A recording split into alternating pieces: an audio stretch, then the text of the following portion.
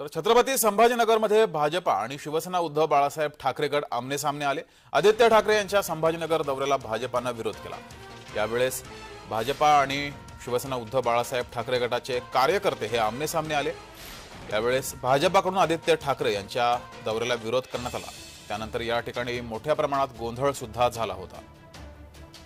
तरी दृश्य आपण पाहतोय, छत्रपती संभाजीनगर दौऱ्यावर असताना आदित्य ठाकरे आणि यांच्यासमोर भाजपा कार्यकर्ते आले आणि यावेळेस भाजपा कार्यकर्ते आणि शिवसेना उद्धव बाळासाहेब ठाकरे गटाचे कार्यकर्ते आमने सामने आल्यानंतर गोंधळ झाला।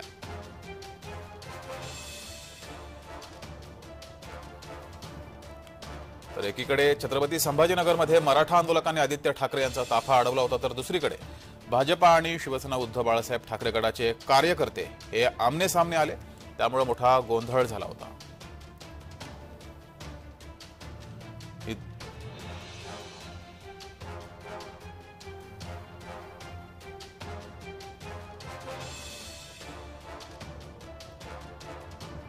काय करतात, पोलिसांना समोर ठेवतात आणि मागून सगळं आंदोलन करतात।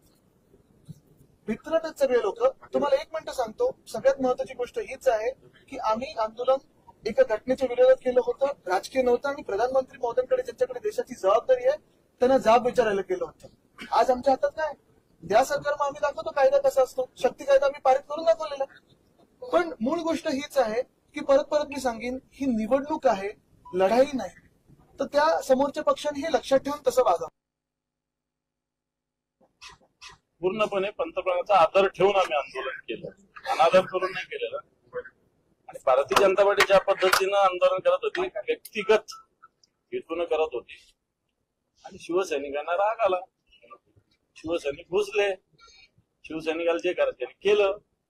पोलिसांनी भाजपची बाजू घेतली, पण हरकत नाही, पोलीस भाजप सगळे एकत्र येऊन जरी आमच्यावर आले तरी शिवसैनिक पुन्हा ओढू शकतात। तर या प्रकरणी उपमुख्यमंत्री अजित पवार आणि नाशिकचे पालकमंत्री दादा भुसे यांनी काय प्रतिक्रिया दिलेली आहे पाहूयात।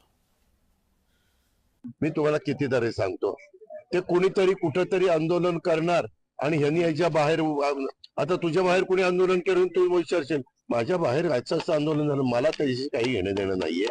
मला मगाशी तुम्ही कायदा सुव्यवस्थेचा प्रश्न विचारला, त्याचं उत्तर देणं माझं कर्तव्य आहे। आमच्या पोलीस खात्यावर जो हल्ला केला किंवा इतर गोष्टीच्या संदर्भात आता तुम्ही युतीच्या बद्दलचा विचार, मी त्याचं उत्तर दिलं। लखपती दीदी हा जो केंद्राचा महत्वाकांक्षी प्रकल्प आहे, त्याची प्रत्यक्ष कृती होऊन त्या बहिणी, त्या आमच्या भगिनी मोठ्या प्रमाणात आर्थिक दृष्टिकोनातून सक्षम होत आहेत, त्या संदर्भातला तो पवित्र कार्यक्रम होता। आणि अशा पवित्र कार्यक्रमाला, प्रधानमंत्री महोदयांच्या दौऱ्याला तुम्ही निदर्शनं करणार, तुम्ही आंदोलन करणार, याचं तरी कोण समर्थन करणार आहे? लोकशाही प्रक्रियेमध्ये तुम्हाला तुमचं मत ठेवण्याचा जसा अधिकार आहे तसा तो सगळ्यांना आहे।